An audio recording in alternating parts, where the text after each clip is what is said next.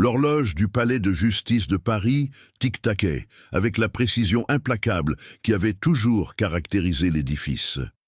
À 8 heures du matin, les couloirs de marbre reflétaient déjà les pas pressés, les voix étouffées, et le poids invisible des décisions qui allaient bouleverser des vies. C'est là que Julien Morel, avocat pénaliste réputé pour sa discipline quasi obsessionnelle et son taux d'acquittement exceptionnel, aurait dû se rendre dans la salle 3B. Mais Julien ne s'y est pas présenté. 2 heures avant le procès le plus attendu de l'année, son téléphone était toujours éteint. Sa secrétaire a essayé de le joindre. Le stagiaire a refait le trajet habituel du métro au bureau. Rien. Julien avait disparu. L'affaire qu'il fut chargé de défendre était inhabituelle. Elle concernait Étienne Ravel, un promoteur immobilier accusé de manipulation d'appels d'offres publics et d'avoir provoqué la faillite de tout un quartier de la périphérie de Marseille. Des familles avaient perdu leur logement, leur emploi et, dans 2 cas avérés, la vie. L'accusation disposait de preuves solides. Malgré cela, Julien accepta la défense, refusant toute interview et gardant un silence absolu sur la stratégie adoptée. De l'autre côté de ce procès se trouvait Henri Delacroix, juge expérimenté et figure respectée du système judiciaire français. Réputé pour ses décisions techniques et le détachement quasi mathématique avec lequel il examinait les preuves, Delacroix présidait l'affaire avec l'attention de quelqu'un qui savait que ce procès resterait gravé dans les mémoires pendant des décennies. La disparition de l'avocat n'était pas un simple contretemps, c'était une grave anomalie, une rupture inattendue dans l'ordre rigide de la justice. Lorsque l'audience commença, le siège vide de la défense devint le centre silencieux de la salle. Des murmures parcoururent la salle d'audience parmi les journalistes et les observateurs. Delacroix garda son calme et retarda le début de l'audience de 30 minutes, puis de 30 minutes supplémentaires. Finalement, il déclara le procès provisoirement suspendu, consignant la disparition de l'avocat dans le procès verbal comme un événement extraordinaire. Julien Morel ne s'est jamais présenté ce jour-là, ni le lendemain, ni la semaine suivante. L'enquête officielle a conclu à un départ volontaire du domicile. Aucune trace de lutte n'a été relevée dans son appartement. La voiture était toujours correctement garée. Les relevés bancaires indiquaient un retrait d'espèces 3 jours auparavant, un détail qui a rapidement alimenté les spéculations. Aux yeux du public, Julien avait pris la fuite. Pour les autorités, il s'agissait d'un simple problème administratif. Pour le juge Delacroix, quelque chose clochait. 5 ans se sont écoulés. L'affaire Ravel s'acheva comme prévu.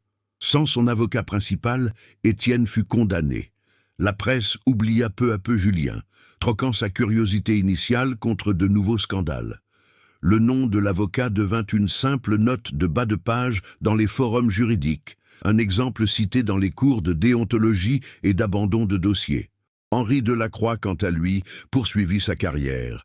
Il présidait des procès complexes, refusait les invitations à se lancer en politique et conservait une routine méthodique. Chaque matin, il arrivait tôt, examinait les dossiers et déjeunait dans le même bistrot discret près de la Seine. Pour ceux qui l'observaient de l'extérieur, rien n'avait changé, mais il y en avait un. Par une grise matinée d'octobre, Delacroix entra dans une petite salle d'audience où ni la presse ni le public n'étaient présents. Un petit groupe de juges et de membres de l'inspection générale l'attendait. La réunion n'était pas publique. Il s'agissait d'une enquête interne extraordinaire. Lorsque le juge prit la parole, sa voix demeura imperturbable. Il n'évoqua pas immédiatement Étienne Ravel, ni le procès. Il commença par aborder les procédures, les failles systémiques et la manière dont le système judiciaire français avait mal géré les affaires qui ne respectaient pas les procédures formelles. Puis, presque comme s'il voulait souligner un détail technique, il prononça le nom de Julien Morel. Le silence qui suivit n'était pas formel. Il était intense. Delacroix a déclaré que la disparition de l'avocat n'avait jamais été traitée comme il se doit. Cette information avait été délibérément ignorée. Les décisions prises cette semaine-là étaient conformes à la loi, mais en trahissaient l'esprit. Il n'a pas élevé la voix. Il n'a pas cherché à dramatiser la situation. Il a simplement déclaré avoir conservé quelque chose pendant 5 ans. Dehors, Paris restait indifférent. La circulation était fluide, les touristes traversaient les ponts. Mais à l'intérieur de cette pièce, une autre version de l'histoire commençait à se dessiner. Une version qui n'évoquait ni fuite, ni lâcheté, ni argent, mais des choix faits en silence, sous la pression, au sein d'un système qui privilégiait les réponses simplistes. Le secret que Delacroix s'apprêtait à révéler ne se limitait pas à réécrire l'histoire de la disparition de Julien Morel.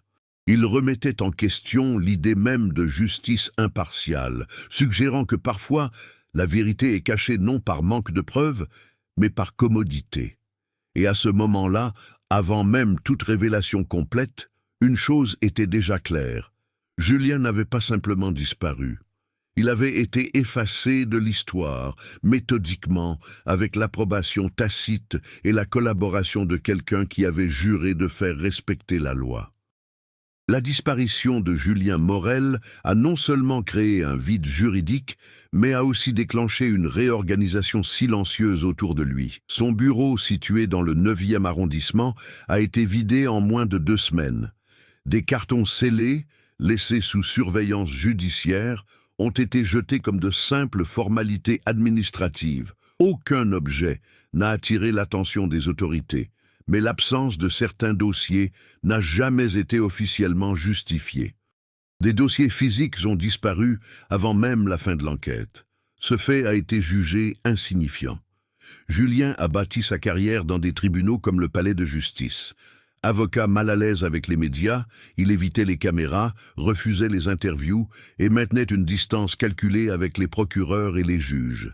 Sa réputation reposait sur un autre fondement. Il connaissait les limites exactes du système. Il savait où la loi était rigide et où elle devenait flexible. Cette capacité lui valut le respect, mais aussi la méfiance. Il avait grandi à Lyon, fils d'un magistrat. Dès son plus jeune âge, il avait appris que les décisions importantes se prenaient rarement dans les salles d'audience bondées, mais plutôt à huis clos, loin des archives officielles. Julien acceptait cette réalité sans cynisme, comme un simple fait. Arrivé à Paris, il refusa de travailler dans les grands cabinets d'avocats. Il préférait exercer seul, acceptant les affaires que les autres évitaient. L'affaire Ravel correspondait à ce schéma. Étienne Ravel n'était pas simplement un homme d'affaires accusé de corruption. Il était un acteur clé d'un système reliant promoteurs immobiliers, banques régionales et administrations municipales. Nombre de contrats étaient techniquement légaux, même si leur moralité était discutable. Julien comprit dès le départ que le procès ne visait pas un seul homme, mais la préservation, voire la mise au jour, d'un modèle entier d'aménagement urbain. Henri Delacroix, comme Julien, connaissait bien ce modèle. Né à Bordeaux, fils d'instituteur, il a bâti une carrière diamétralement opposée à celle d'un avocat. Toujours au sein du système, toujours prudent. Son ascension dans la magistrature a été marquée par des décisions mesurées.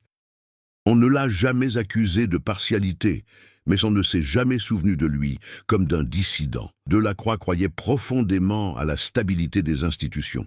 Pour lui, la justice n'était pas parfaite, mais elle devait paraître solide. Les scandales publics, même justifiés, nuisaient irrémédiablement à la confiance du public. Cette conviction guidait ses décisions les plus difficiles. Un respect tacite régnait entre les deux hommes. Ils n'ont jamais été amis. Ils échangeaient peu de mots en dehors des audiences, mais Delacroix observait attentivement Julien, reconnaissant en lui quelqu'un qui connaissait le système de l'intérieur, sans pour autant en faire partie. Pour le juge, c'était à la fois admirable et dangereux. Des figures secondaires gravitaient autour de ce groupe principal. Claire Beaumont, substitut du procureur dans l'affaire Ravel, était trop jeune pour ignorer les luttes de pouvoir, mais suffisamment expérimentée pour déceler les anomalies.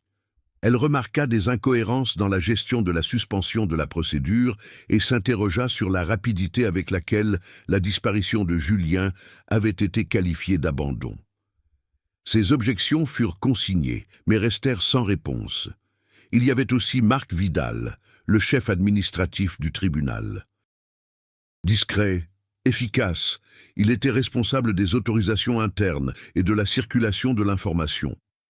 Son nom figurait sur presque tous les documents relatifs à l'affaire Julien, toujours comme signature technique. Rien ne laissait présager d'irrégularité, mais sa présence constante indiquait une certaine surveillance. Le contexte français a renforcé ces dynamiques. Le système judiciaire, fier de sa tradition rationnelle et bureaucratique, fonctionnait comme une organisation qui privilégiait la prévisibilité. Il existait des procédures pour tout, y compris pour l'erreur humaine. Face à un imprévu, on avait tendance à dissimuler l'erreur plutôt qu'à la révéler. 5 ans plus tard, cette logique demeurait inchangée. L'enquête interne lancée par Delacroix n'était pas le fruit de pressions extérieures. Aucun journaliste n'enquêtait sur l'affaire. Aucune famille n'exigeait d'explications. C'est le juge lui-même qui a sollicité la réunion, invoquant un besoin de rectification historique. Durant cette période, Delacroix se plongea dans de vieux documents. Il relut les procès-verbaux, ignora les demandes et consulta des rapports de sécurité confidentiels sans les analyser en profondeur. Notamment, une note manuscrite, rédigée le jour de la disparition, demeura dans son coffre-fort personnel. Elle ne fut pas versée au dossier officiel.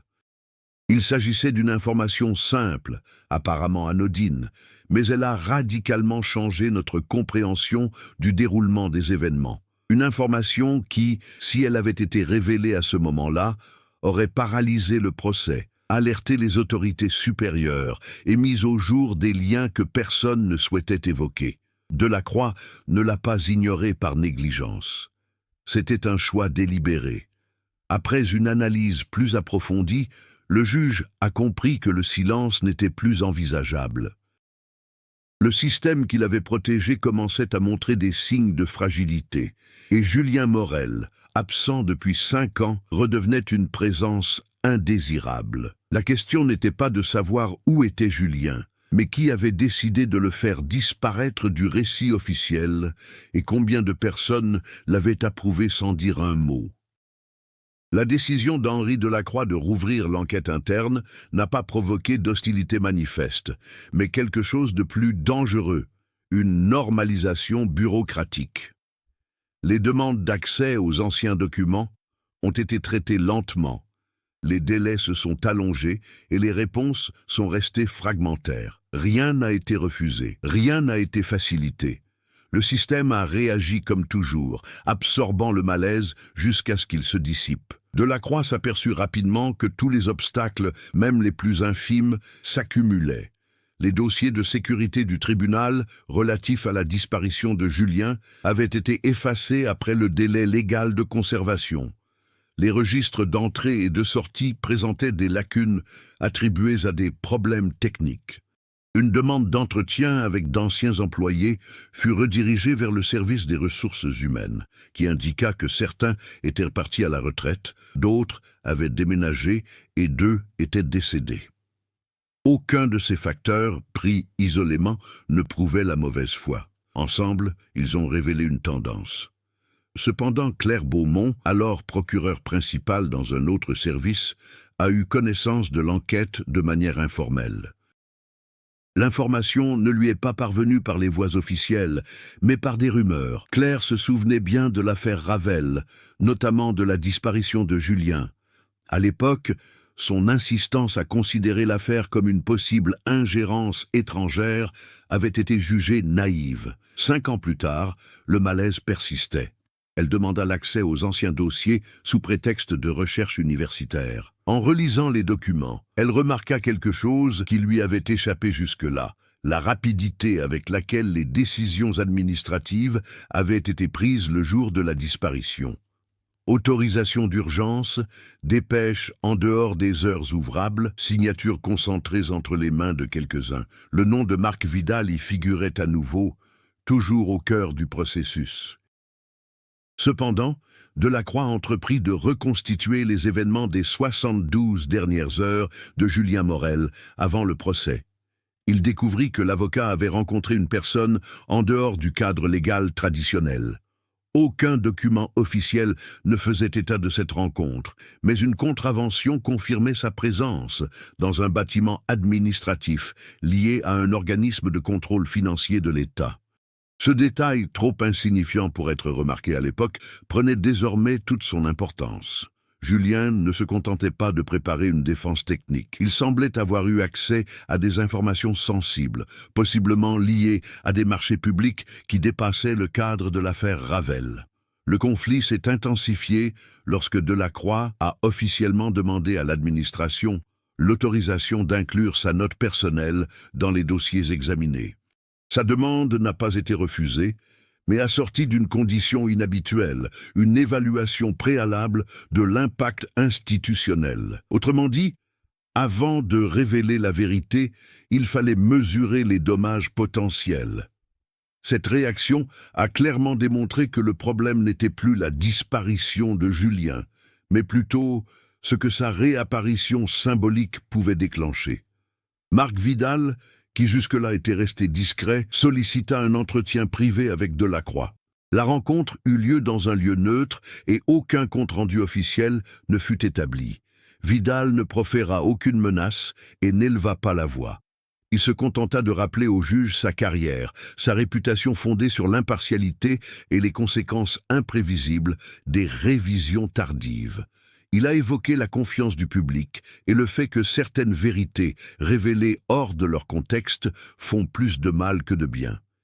Il n'a pas demandé le silence, mais simplement la prudence. Delacroix prenait alors conscience, pour la première fois, du poids de son choix initial. Chaque obstacle rencontré était le reflet direct de sa décision, prise 5 ans plus tôt, de ne pas consigner ce détail crucial. Il n'était plus seulement un enquêteur, il faisait désormais partie du problème. Cependant, des rumeurs commencèrent à circuler. Un employé en parla à un journaliste à la retraite. Un ancien stagiaire reconnut le nom de Julien lors d'une conversation anodine. L'atmosphère se tendit, menaçant de dégénérer au sein de l'institution. Le conflit n'était plus seulement interne. Il ne s'agissait plus d'éclaircir un événement passé, mais de déterminer jusqu'où la vérité pouvait aller sans enfreindre les accords tacites qui sous-tendaient le système. Julien Morel représentait à nouveau un danger, non pas parce qu'il était vivant ou mort, mais à cause de ce qu'il savait et de ce qu'il avait failli révéler. Et à mesure que ces éléments s'accumulaient, il devenait clair que la disparition de l'avocat n'était pas un événement isolé, mais le premier acte d'un conflit plus vaste, soigneusement orchestré, qui était sur le point d'exploser. Alors que l'enquête interne progressait lentement, d'autres sources de tension commencèrent à s'entremêler au conflit principal, révélant que la disparition de Julien Morel avait eu des conséquences insidieuses au fil des années. Aucune n'avait été abordée comme une conséquence directe, mais toutes laissaient planer leur ombre. Claire Beaumont a mené son enquête de manière indépendante, en dehors de toute procédure officielle. Elle a repris contact avec d'anciens collègues du parquet financier et a obtenu un accès informel à des rapports sur des marchés publics à Marseille et en région parisienne, dont beaucoup avaient été signés durant la même période que l'affaire Ravel. Le même schéma se répétait. Des sociétés liées entre elles, des appels d'offres sans véritable concurrence et des audits rejetés faute de preuves suffisantes. Ces documents ne prouvaient pas d'illégalité directe, mais ils révélaient quelque chose de plus inquiétant, un réseau de décisions administratives se protégeant mutuellement. Claire comprit que Julien avait probablement abordé ce point sensible. Il ne cherchait pas seulement à disculper un client, mais plutôt à comprendre le mécanisme qui rendait certains accusés intouchables jusqu'à ce qu'ils ne soient plus utiles. Une autre intrigue parallèle se développa au sein même du tribunal. Un employé de longue date, proche de la retraite, contacta Delacroix anonymement. Il ne présenta aucune preuve matérielle, seulement son témoignage. Il rapporta que, le jour de la disparition, une activité inhabituelle avait eu lieu au service des autorisations internes. Des visiteurs entraient sans enregistrement, accompagnés de personnel administratif au lieu d'agents de sécurité. La procédure avait été qualifiée de contrôle technique. Le fonctionnaire n'a cité aucun nom, mais a décrit le profil. Des hommes qui n'appartenaient pas au pouvoir judiciaire, mais qui agissaient comme s'ils y détenaient l'autorité. Delacroix a immédiatement compris la gravité de la situation. Il ne s'agissait pas simplement d'une négligence institutionnelle, mais d'une ingérence extérieure. La pression du temps s'est intensifiée lorsque le ministère des Affaires intérieures a annoncé une date limite pour la finalisation de l'examen. Passé ce délai, tout élément non officiellement intégré serait considéré comme non pertinent. Le temps, une fois de plus, est redevenu un élément central du récit. Pendant ce temps, Marc Vidal était confronté à ses propres dilemmes. Bien qu'il continuât de défendre la stabilité institutionnelle, il devenait de plus en plus évident que son rôle dépassait la sphère administrative. Vidal n'avait pas créé le système, mais il avait appris à le faire fonctionner efficacement.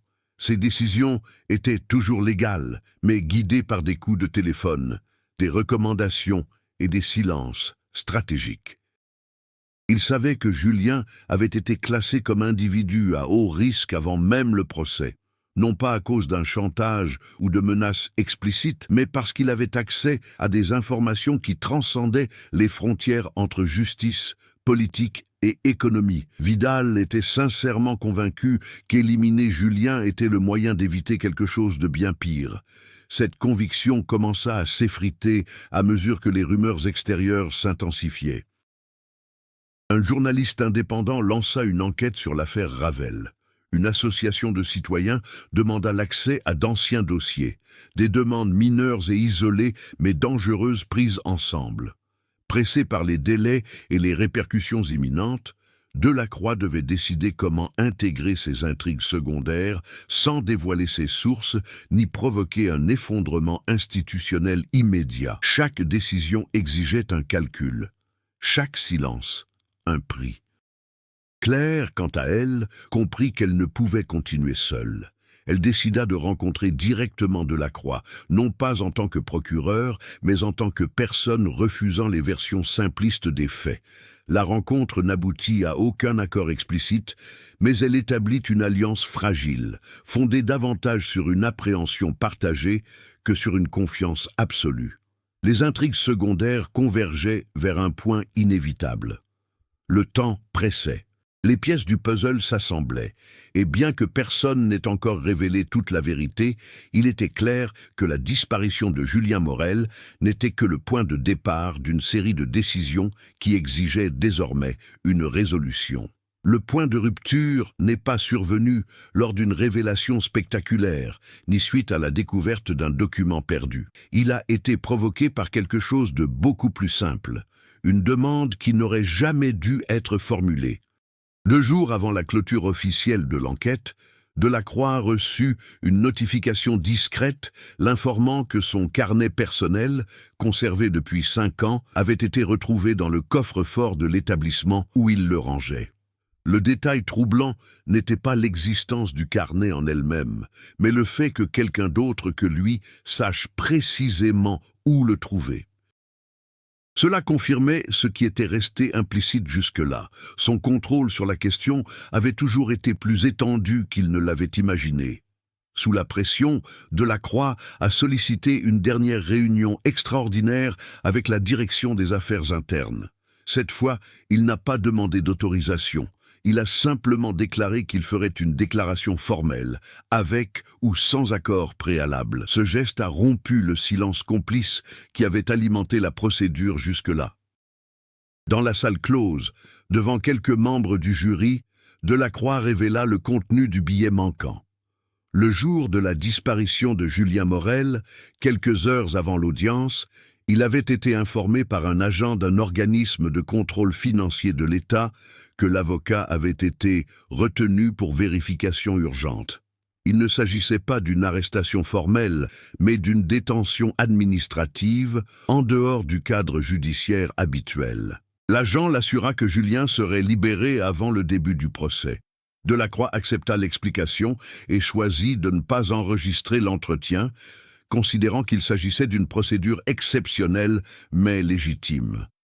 Julien n'a jamais été libéré. Cette révélation a complètement bouleversé l'interprétation des faits. L'avocat n'avait ni fui, ni abandonné l'affaire, ni choisi de disparaître. Il avait été marginalisé de la vie publique avec la complicité indirecte du pouvoir judiciaire, bien que sans aucun fondement juridique explicite.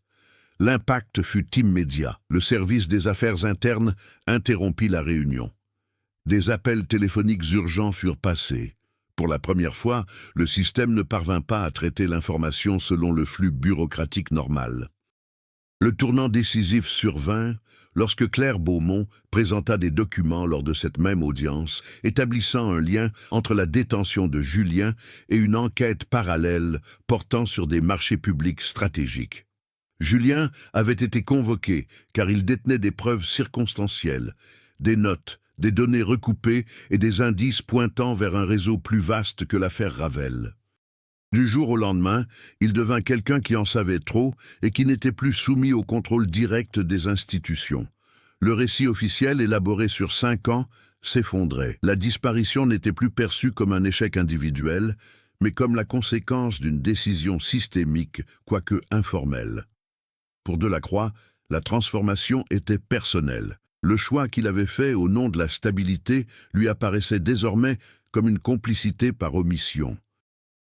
Son rôle n'était plus celui d'un juge impartial, mais celui qui avait laissé la justice bafouée au nom du confort. Face à cette révélation, le système ne pouvait plus prétendre à une erreur isolée. Il fallait agir. Non pas corriger le passé, c'était impossible, mais redéfinir les limites de la vérité sans provoquer un effondrement total. La disparition de Julien Morel, d'abord énigme administrative, se mua en scandale potentiel.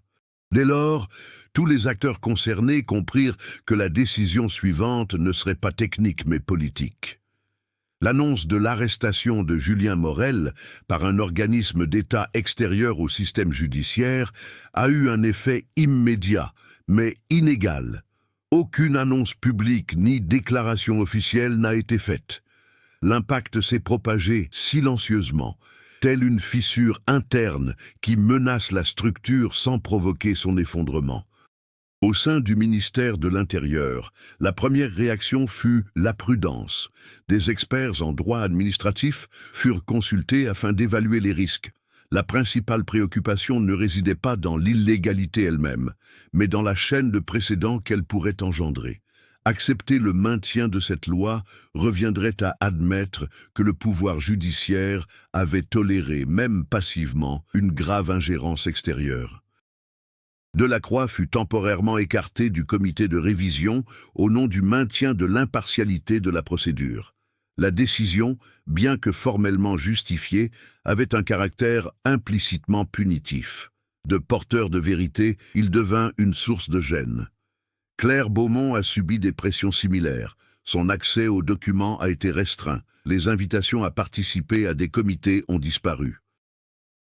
Rien n'a été dit explicitement, mais le message était clair. Aller plus loin aurait des conséquences personnelles. Marc Vidal a réagi différemment. Pour la première fois, sa posture administrative a laissé place à un certain malaise. La révélation menaçait l'équilibre qu'il avait contribué à maintenir. Il ne s'agissait plus de protéger l'institution, mais d'empêcher que son nom ne soit associé à des actions concrètes. Il a pris des mesures défensives. Les dossiers ont été réorganisés. De vieilles notes de service ont refait surface, accompagnées de nouvelles interprétations. Vidal n'a détruit aucune preuve. Cela aurait été trop risqué. Mais il a dilué les responsabilités, redistribuant les décisions entre les services et les échéances. En dehors du tribunal, les conséquences commencèrent à se manifester lentement. Un journaliste reçut la confirmation anonyme que Julien avait été aperçu des années auparavant dans un bâtiment gouvernemental en périphérie de Paris. Bien que l'information ne pût encore être publiée, elle renforçait l'impression que la disparition impliquait de hauts responsables. La famille de Julien, qui jusqu'alors s'était résignée à la situation, fut informée de l'enquête de manière informelle. Leur réaction ne fut pas le soulagement, mais une indignation tardive. 5 années de silence institutionnel semblaient désormais avoir été un choix, et non une erreur. En interne, la question la plus délicate se posait. Que faire de la vérité? La révéler publiquement déclencherait des enquêtes indépendantes, des auditions parlementaires et une forte médiatisation internationale. La dissimuler préserverait la stabilité immédiate, mais consoliderait la complicité. Delacroix, désormais à distance, commença à observer de l'extérieur la machine qu'il connaissait si bien. Il comprit que le système ne niait pas la vérité, il la poussait simplement à l'extrême, la rendant inefficace. Le silence n'était pas imposé, il était encouragé. Les tensions se sont exacerbées lorsque le service des affaires internes a annoncé que l'enquête se conclurait par un rapport technique, sans désigner de coupable. Ce rapport serait précis, neutre et rédigé avec soin afin de reconnaître les irrégularités de procédure sans citer de nom. Cette décision a suscité des réactions diverses. Certains y ont vu une solution pragmatique. D'autres, comme Claire, l'ont perçue comme une seconde tentative d'effacement de Julien, cette fois-ci de la mémoire institutionnelle. Les conséquences de ce changement ne se limitaient plus au passé. Elles façonnaient le présent, redéfinissant les alliances, mettant à l'épreuve les limites et exposant la fragilité d'un système judiciaire qui se targuait de sa rationalité mais craignait ses propres vérités. Le départ d'Henri Delacroix, loin de mettre un terme à son engagement, marqua le début d'une transformation silencieuse. Pour la première fois depuis plusieurs décennies qu'il était magistrat, il se retrouvait en marge du processus décisionnel. Sans accès direct au dossier, sans autorité formelle, il ne lui restait que l'observation. Et paradoxalement, cela lui apporta la clarté. Libéré de l'obligation institutionnelle de maintenir l'équilibre du système, Delacroix commença à agir comme jamais auparavant. Indirectement, il reprit contact avec d'anciens professionnels hors du système judiciaire, universitaires, avocats retraités, personne n'ayant plus de comptes à rendre à l'administration. Avec eux, il s'attela à reconstituer le contexte historique d'ingérences similaires, non pour prouver un cas précis, mais pour comprendre le schéma qui permettait de neutraliser des vérités sans jamais les nier. Cette décision n'était ni héroïque ni impulsive. Elle était calculée, comme celle de quelqu'un qui avait passé sa vie à en peser les conséquences. La différence résidait désormais dans l'objectif. Delacroix ne cherchait plus à préserver l'institution, mais à la contraindre à se confronter à elle-même. Claire Beaumont se trouva dans une situation similaire. Les restrictions qui lui étaient imposées la contraignirent à abandonner les voies officielles. Au lieu d'insister sur les autorisations, elle commença à travailler avec les ressources dont elle disposait déjà. Elle recoupa d'anciennes données, organisa les chronologies et établit des liens entre des décisions administratives qui, prises individuellement, semblaient insignifiantes. Ces progrès ne furent pas le fruit de nouveaux pouvoirs, mais de sa méticulosité. Elle avait compris qu'elle n'avait pas besoin de tout prouver. Il lui suffisait d'en prouver assez pour rendre le silence insupportable. Cependant, Marc Vidal subissait une pression croissante.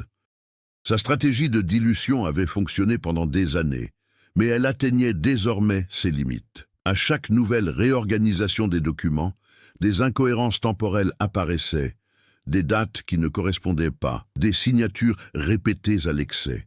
Le système, à force d'ajustements, commençait à révéler ses propres manipulations. Vidal changeait lui aussi, malgré lui. Cet administrateur efficace commençait à comprendre que sa loyauté envers l'institution l'avait placé dans une situation inextricable.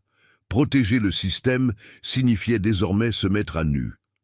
Pour la première fois, il envisageait que la stabilité qu'il avait défendue ait pu reposer sur de véritables sacrifices humains. Et Julien Morel n'était pas une figure abstraite.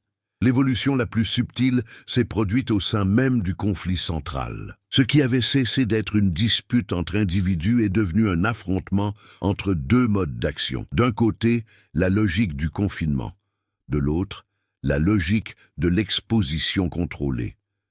Delacroix décida alors de franchir une étape qu'il avait toujours évitée.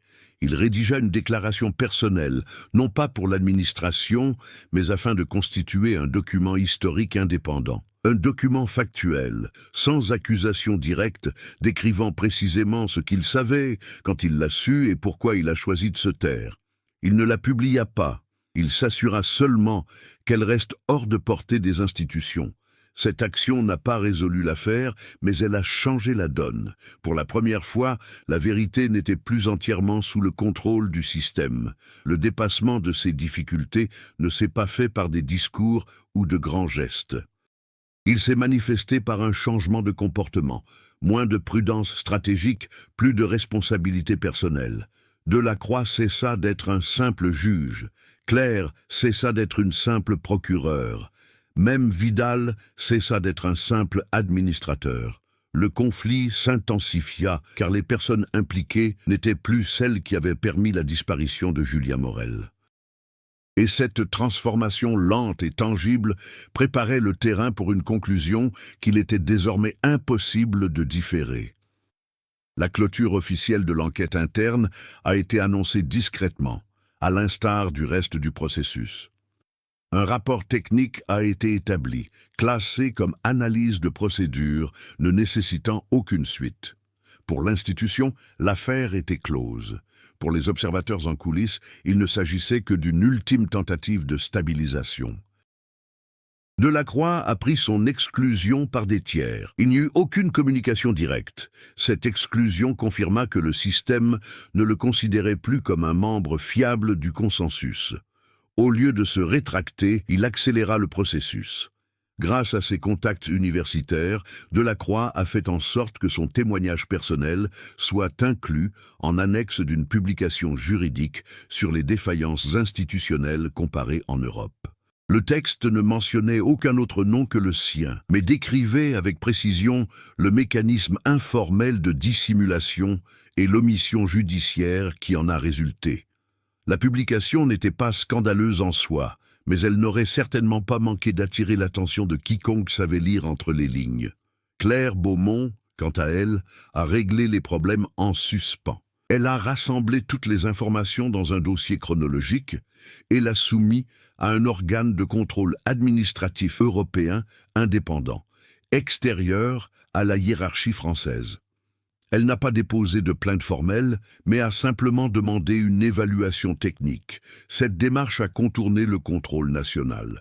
Marc Vidal comprit que le temps de la neutralisation était révolu. Informé que des auditeurs externes demanderaient des éclaircissements sur les procédures administratives antérieures, il comprit que l'effondrement ne résulterait pas d'une attaque directe, mais de l'accumulation de petites défaillances coordonnées. La tension montait en sourdine, chaque étape, silencieuse, n'en était pas moins décisive. Les intrigues secondaires atteignirent leur point culminant. Des employés retraités acceptèrent de témoigner. Des documents parallèles furent découverts. Les versions officielles commencèrent à diverger. L'élément le plus décisif est cependant apparu de manière inattendue.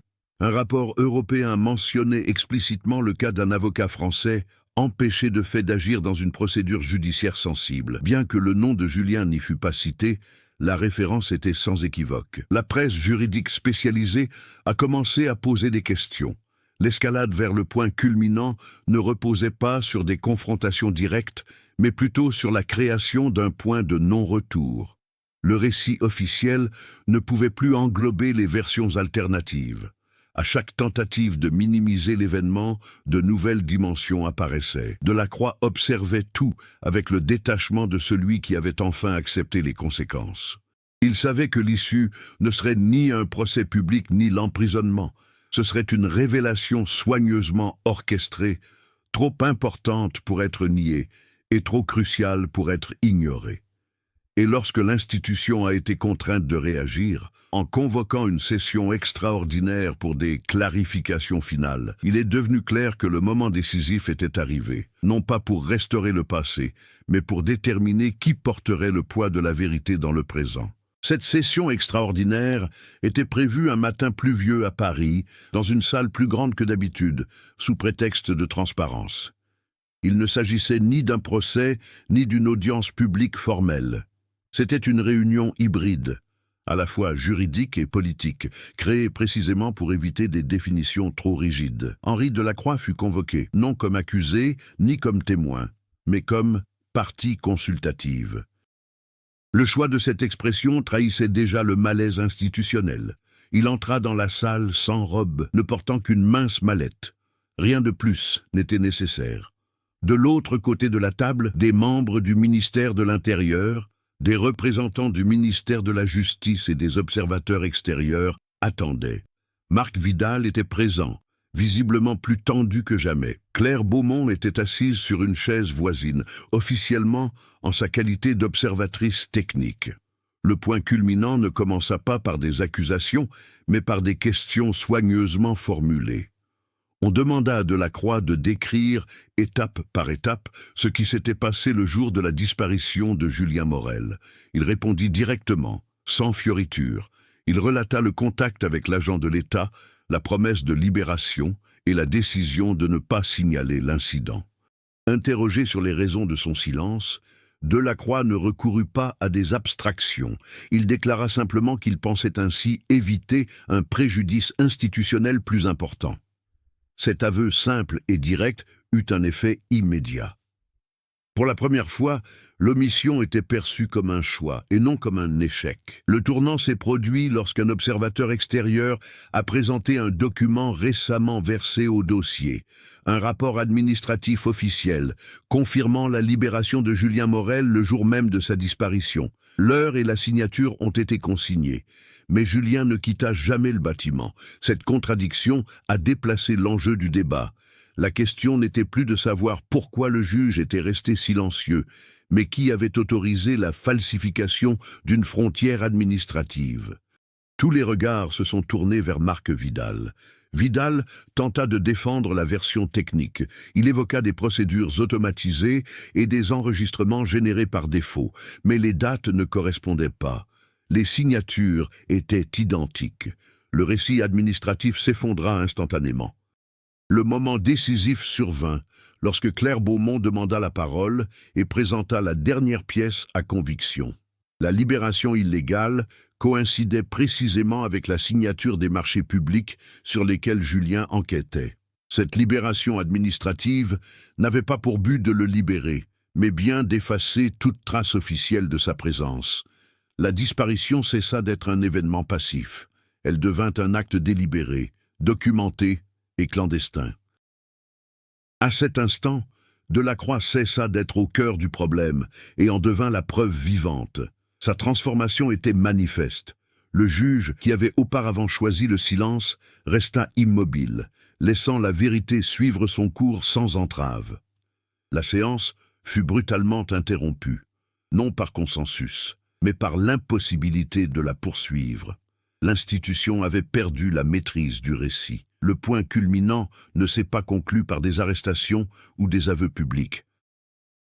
Il s'est conclu par quelque chose de plus rare et de plus troublant, la certitude collective que la version officielle ne survivrait pas.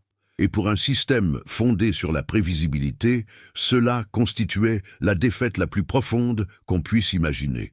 Les semaines qui suivirent la session extraordinaire ne furent pas marquées par des annonces spectaculaires, mais par des mesures précises et irréversibles. L'appareil institutionnel, incapable de nier les révélations, se mit à fonctionner selon un mécanisme de confinement différé. Chaque décision visait désormais à limiter les dégâts futurs, non à réparer les erreurs du passé. Une enquête administrative plus approfondie a été ouverte, cette fois avec la participation obligatoire d'entités extérieures. Le champ d'application officiel de l'enquête ne mentionnait pas nommément Julien Morel, mais se concentrait sur les détentions illégales et l'ingérence administrative dans des procédures judiciaires sensibles. Le choix des mots était délibéré, mais insuffisant pour dissimuler le lien évident. Marc Vidal a été démis de ses fonctions sous prétexte de besoin de clarification technique. Sans arrestation ni conférence de presse, son départ s'est fait dans le silence, presque trop discret pour quelqu'un qui avait si longtemps contrôlé les processus décisionnels. Pourtant, au sein de la Cour, le message était clair, la neutralité administrative n'était plus garantie. Claire Beaumont fut détachée temporairement auprès d'une agence européenne de coopération juridique. Officiellement, il s'agissait d'une reconnaissance de son expertise technique. En pratique, cela l'éloigna du cœur de la crise nationale, tout en préservant son rôle légitime. Elle accepta sans enthousiasme. Elle savait que c'était le maximum qu'elle pouvait faire sans provoquer de perturbations majeures. Quelques mois plus tard, Henri Delacroix demanda une retraite anticipée. Non par fuite, mais par désir de tourner la page. Son nom ne fut officiellement associé à aucune sanction, mais il ne passa pas inaperçu. Dans les milieux juridiques, il devint un exemple ambigu, celui du juge qui, par son silence, échoua et atteignit ses objectifs, quoique trop tard. Quant à Julien Morel, la conclusion fut la plus sévère. Un rapport final reconnaissait qu'il avait été empêché d'exercer ses fonctions par une mesure administrative irrégulière, sans toutefois préciser où il se trouvait après son arrestation.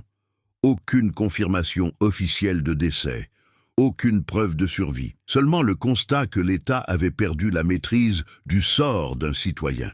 Cette absence de conclusion n'était pas fortuite. Elle constituait une limite symbolique. L'institution reconnaissait son échec, mais n'assumait pas la responsabilité de toutes ses conséquences.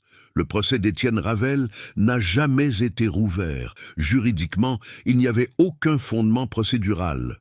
Moralement, le doute persistait. Le système a choisi de maintenir ses décisions antérieures, même face à de nouveaux éléments de preuve. À long terme, des changements sont intervenus. Les protocoles ont été révisés.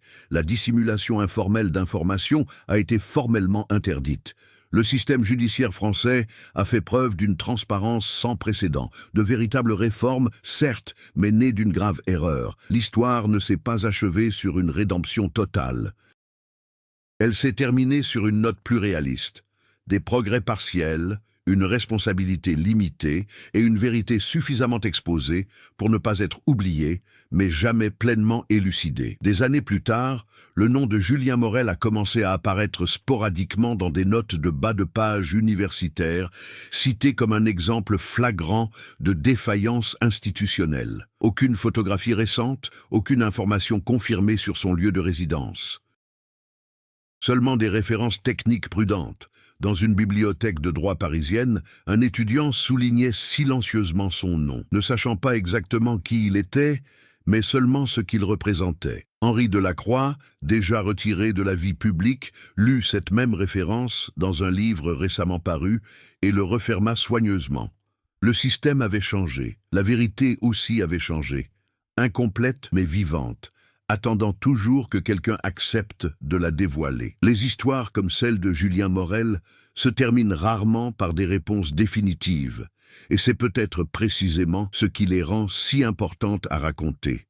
Si cette histoire a suscité chez vous des questions, un sentiment de malaise ou des réflexions sur le pouvoir, le silence et la justice, n'hésitez pas à partager votre interprétation. Votre lecture pourrait révéler des nuances jusque-là implicites. Si vous appréciez les récits réalistes qui mettent en lumière les décisions humaines et leurs conséquences systémiques, abonnez-vous à la chaîne pour suivre de nouvelles histoires comme celle-ci. Votre soutien contribue à faire entendre des histoires trop souvent passées sous silence. L'horloge du tribunal parisien tic-tac avec l'implacable précision qui avait toujours régné sur ce bâtiment. À 8 heures du matin, les couloirs de marbre reflétaient déjà des pas pressés, des voix étouffées et le poids invisible des décisions qui allaient changer des destins. C'est là que Julien Morel-Julien, avocat de la défense pénale, connu pour sa discipline quasi obsessionnelle et son taux d'acquittement inhabituel, devait se rendre dans la salle d'audience 3B. Mais Julien ne s'est pas présenté.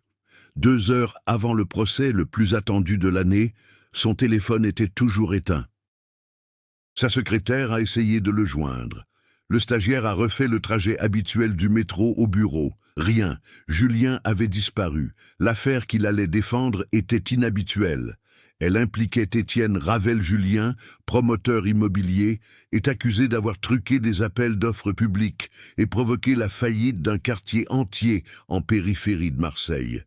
Des familles ont perdu leur logement, leur emploi et, dans 2 cas avérés, la vie.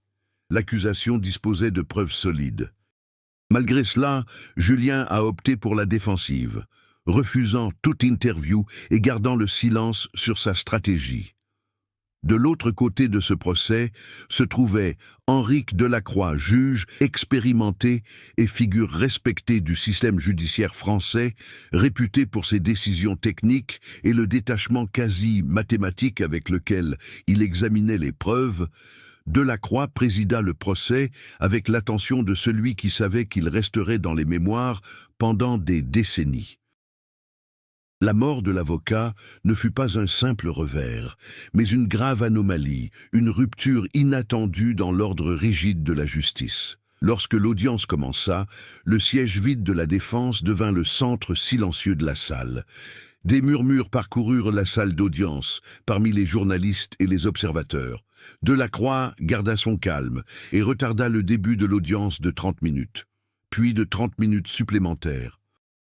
Finalement, il déclara le procès provisoirement suspendu, consignant la disparition de l'avocat dans le procès verbal comme un événement extraordinaire. Julien Morel ne s'est jamais présenté ce jour-là, ni le lendemain, ni la semaine suivante. L'enquête officielle a conclu à un départ volontaire du domicile.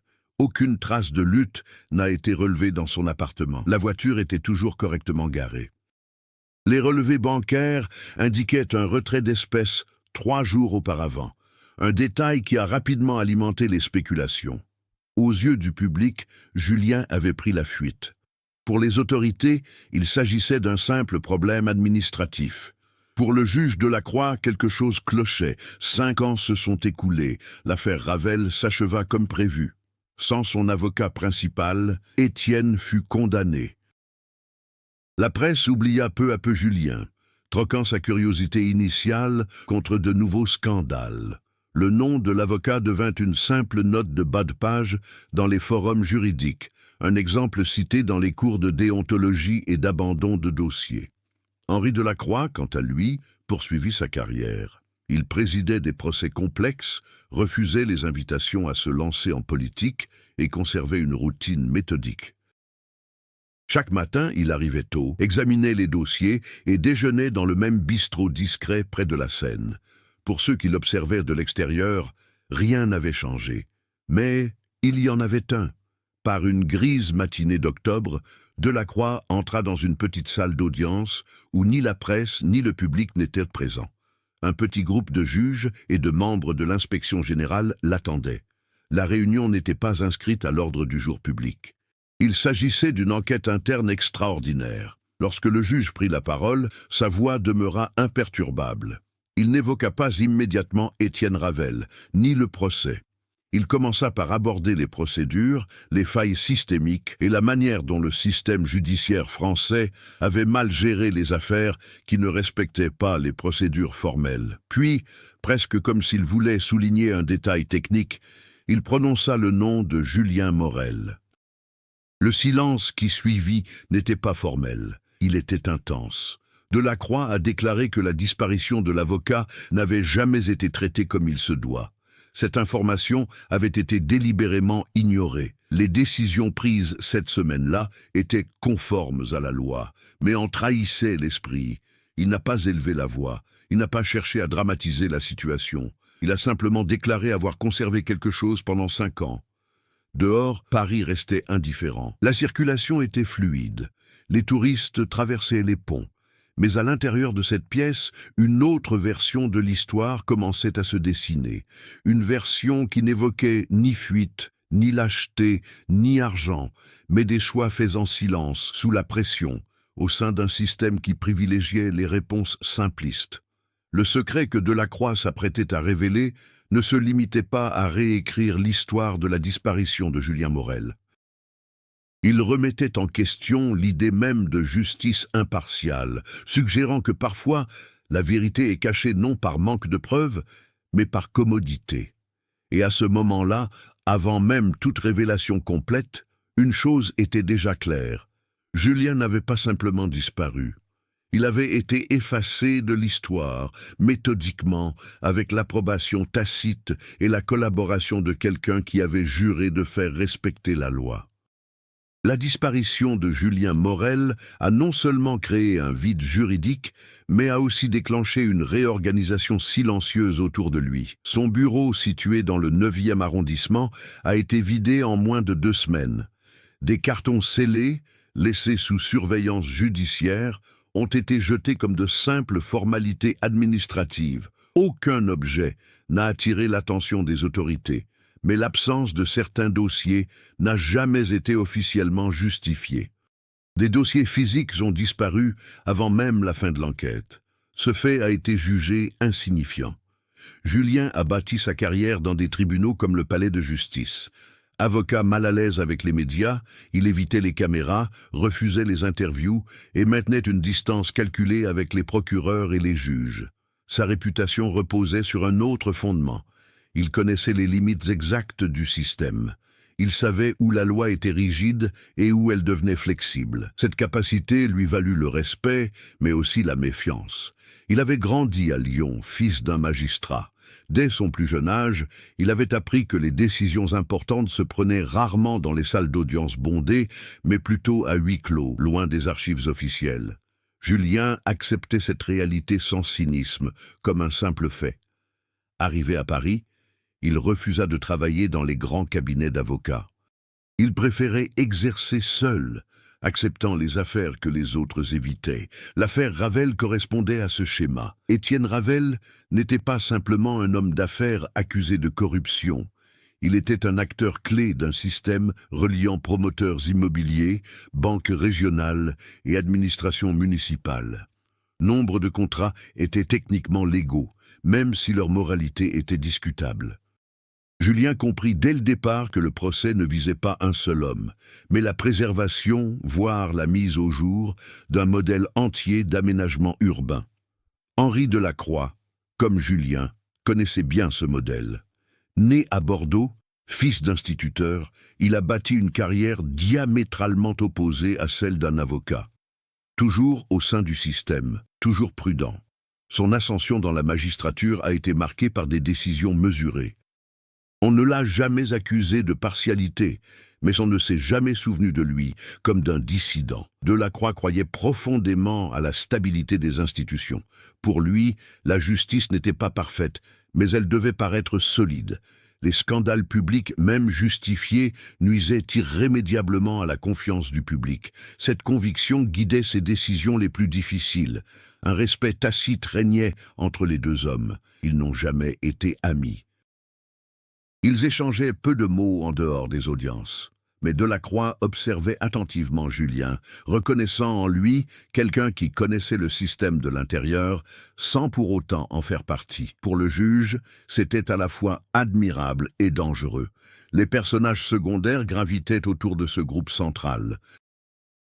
Claire Beaumont, la substitut du procureur dans l'affaire Ravel, était trop jeune pour ignorer les luttes de pouvoir, mais suffisamment expérimentée pour déceler des irrégularités. Elle a relevé des incohérences dans la gestion de la suspension de la procédure et s'est interrogée sur la rapidité avec laquelle la disparition de Julien a été qualifiée d'abandon. Ces objections ont été consignées, mais sont restées sans réponse. Il y avait aussi Marc Vidal, chef administratif du tribunal.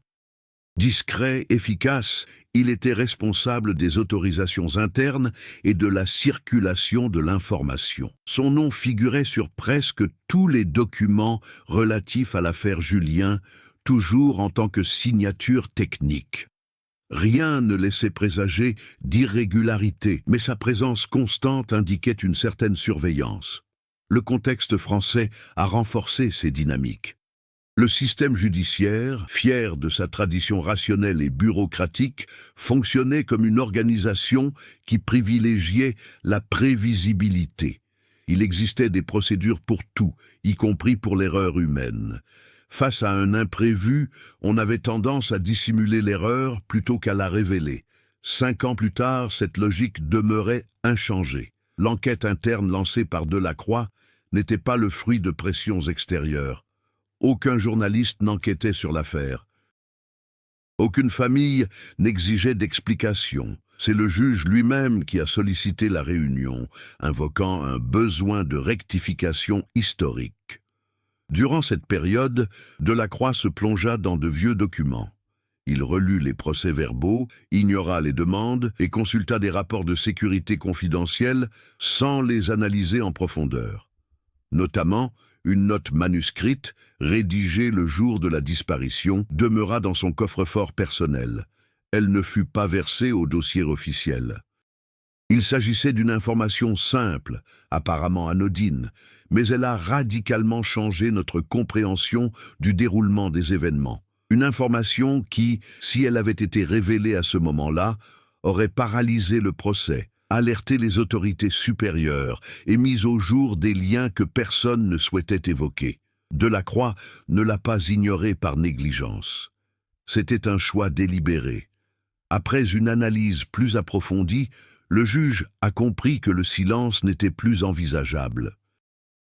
Le système qu'il avait protégé commençait à montrer des signes de fragilité et Julien Morel, absent depuis 5 ans, redevenait une présence indésirable. La question qui se posait n'était pas de savoir où se trouvait Julien, mais qui a décidé qu'il devait disparaître du récit officiel. Et combien de personnes ont donné leur consentement sans avoir à dire un mot. La décision d'Henri Delacroix de rouvrir l'enquête interne n'a pas provoqué d'hostilité manifeste, mais quelque chose de plus dangereux, une normalisation bureaucratique. Les demandes d'accès aux anciens documents ont été traitées lentement, les délais se sont allongés et les réponses sont restées fragmentaires. Rien n'a été refusé, rien n'a été facilité. Le système a réagi comme toujours, absorbant le malaise jusqu'à ce qu'il se dissipe. Delacroix s'aperçut rapidement que tous les obstacles, même les plus infimes, s'accumulaient. Les dossiers de sécurité du tribunal relatifs à la disparition de Julien avaient été effacés après le délai légal de conservation. Les registres d'entrée et de sortie présentaient des lacunes attribuées à des problèmes techniques. Une demande d'entretien avec d'anciens employés fut redirigée vers le service des ressources humaines, qui indiqua que certains étaient partis à la retraite, d'autres avaient déménagé et 2 étaient décédés. Aucun de ces facteurs, pris isolément, ne prouvait la mauvaise foi. Ensemble, ils formaient un schéma. Cependant, Claire Beaumont, alors procureur principal dans un autre service, a eu connaissance de l'enquête de manière informelle. L'information ne lui est pas parvenue par les voies officielles, mais par des rumeurs. Claire se souvenait bien de l'affaire Ravel, notamment de la disparition de Julien.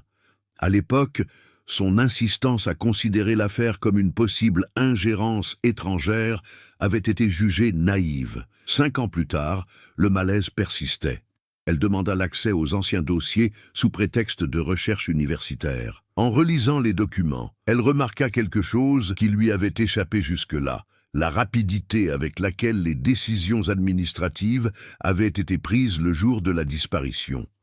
Autorisation d'urgence, dépêche en dehors des heures ouvrables, signatures concentrées entre les mains de quelques-uns. Le nom de Marc Vidal y figurait à nouveau, toujours au cœur du processus. Cependant, Delacroix entreprit de reconstituer les événements des 72 dernières heures de Julien Morel avant le procès. Il découvrit que l'avocat avait rencontré une personne en dehors du cadre légal traditionnel. Aucun document officiel ne faisait état de cette rencontre, mais une contravention confirmait sa présence dans un bâtiment administratif lié à un organisme de contrôle financier de l'État. Ce détail, trop insignifiant pour être remarqué à l'époque, prenait désormais toute son importance. Julien ne se contentait pas de préparer une défense technique. Il semblait avoir eu accès à des informations sensibles, possiblement liées à des marchés publics qui dépassaient le cadre de l'affaire Ravel. Le conflit s'est intensifié lorsque Delacroix a officiellement demandé à l'administration l'autorisation d'inclure sa note personnelle dans les dossiers examinés. Sa demande n'a pas été refusée, mais assortie d'une condition inhabituelle, une évaluation préalable de l'impact institutionnel. Autrement dit, avant de révéler la vérité, il fallait mesurer les dommages potentiels. Cette réaction a clairement démontré que le problème n'était plus la disparition de Julien, mais plutôt ce que sa réapparition symbolique pouvait déclencher. Marc Vidal, qui jusque-là était resté discret, sollicita un entretien privé avec Delacroix. La rencontre eut lieu dans un lieu neutre et aucun compte-rendu officiel ne fut établi. Vidal ne proféra aucune menace et n'éleva pas la voix. Il se contenta de rappeler au juge sa carrière, sa réputation fondée sur l'impartialité et les conséquences imprévisibles des révisions tardives. Il a évoqué la confiance du public et le fait que certaines vérités révélées hors de leur contexte font plus de mal que de bien. Il n'a pas demandé le silence, mais simplement la prudence. Delacroix prenait alors conscience, pour la première fois, du poids de son choix initial. Chaque obstacle rencontré était le reflet direct de sa décision, prise 5 ans plus tôt, de ne pas consigner ce détail crucial. Il n'était plus seulement un enquêteur, il faisait désormais partie du problème. Cependant, des rumeurs commencèrent à circuler. Un employé en parla à un journaliste à la retraite. Un ancien stagiaire reconnut le nom de Julien lors d'une conversation anodine. L'atmosphère se tendit, menaçant de dégénérer au sein de l'institution. Le conflit n'était plus seulement interne. Il ne s'agissait plus d'éclaircir un événement passé, mais de déterminer jusqu'où la vérité pouvait aller sans enfreindre les accords tacites qui sous-tendaient le système. Julien Morel représentait à nouveau un danger, non pas parce qu'il était vivant ou mort, mais à cause de ce qu'il savait et de ce qu'il avait failli révéler. Et à mesure que ces éléments s'accumulaient, il devenait clair que la disparition de l'avocat n'était pas un événement isolé, mais le premier acte d'un conflit plus vaste, soigneusement orchestré, qui était sur le point d'exploser. Alors que l'enquête interne progressait lentement, d'autres sources de tension commencèrent à s'entremêler au conflit principal, révélant que la disparition de Julien Morel avait eu des conséquences insidieuses au fil des années. Aucune n'avait été abordée comme une conséquence directe, mais toutes laissaient planer leur ombre. Claire Beaumont a mené son enquête de manière indépendante, en dehors de toute procédure officielle. Elle a repris contact avec d'anciens collègues du parquet financier et a obtenu un accès informel à des rapports sur des marchés publics à Marseille et en région parisienne, dont beaucoup avaient été signés durant la même période que l'affaire Ravel. Le même schéma se répétait. Des sociétés liées entre elles, des appels d'offres sans véritable concurrence et des audits rejetés faute de preuves suffisantes. Ces documents ne prouvaient pas d'illégalité directe, mais ils révélaient quelque chose de plus inquiétant, un réseau de décisions administratives se protégeant mutuellement. Claire comprit que Julien avait probablement abordé ce point sensible. Il ne cherchait pas seulement à disculper un client, mais plutôt à comprendre le mécanisme qui rendait certains accusés intouchables jusqu'à ce qu'ils ne soient plus utiles. Une autre intrigue parallèle se développa au sein même du tribunal. Un employé de longue date, proche de la retraite, contacta Delacroix anonymement. Il ne présenta aucune preuve matérielle, seulement son témoignage. Il rapporta que, le jour de la disparition, une activité inhabituelle avait eu lieu au service des autorisations internes. Des visiteurs entraient sans enregistrement, accompagnés de personnel administratif au lieu d'agents de sécurité. La procédure avait été qualifiée de contrôle technique. Le fonctionnaire n'a cité aucun nom, mais a décrit le profil. Des hommes qui n'appartenaient pas au pouvoir judiciaire, mais qui agissaient comme s'ils y détenaient l'autorité. Delacroix a immédiatement compris la gravité de la situation. Il ne s'agissait pas simplement d'une négligence institutionnelle, mais d'une ingérence extérieure. La pression du temps s'est intensifiée lorsque le ministère des Affaires intérieures a annoncé une date limite pour la finalisation de l'examen. Passé ce délai, tout élément non officiellement intégré serait considéré comme non pertinent. Le temps, une fois de plus, est redevenu un élément central du récit. Quant à Julien Morel, la conclusion fut la plus sévère. Un rapport final reconnaissait qu'il avait été empêché d'exercer ses fonctions par une mesure administrative irrégulière, sans toutefois préciser où il se trouvait après son arrestation. Aucune confirmation officielle de décès, aucune preuve de survie. seulement le constat que l'État avait perdu la maîtrise du sort d'un citoyen. Cette absence de conclusion n'était pas fortuite. Elle constituait une limite symbolique. L'institution reconnaissait son échec, mais n'assumait pas la responsabilité de toutes ses conséquences. Le procès d'Étienne Ravel n'a jamais été rouvert. Juridiquement, il n'y avait aucun fondement procédural. Moralement, le doute persistait. Le système a choisi de maintenir ses décisions antérieures, même face à de nouveaux éléments de preuve. À long terme, des changements sont intervenus. Les protocoles ont été révisés. La dissimulation informelle d'informations a été formellement interdite. Le système judiciaire français a fait preuve d'une transparence sans précédent. De véritables réformes, certes, mais nées d'une grave erreur. L'histoire ne s'est pas achevée sur une rédemption totale. Elle s'est terminée sur une note plus réaliste, des progrès partiels, une responsabilité limitée et une vérité suffisamment exposée pour ne pas être oubliée, mais jamais pleinement élucidée. Des années plus tard, le nom de Julien Morel a commencé à apparaître sporadiquement dans des notes de bas de page universitaires, cité comme un exemple flagrant de défaillance institutionnelle.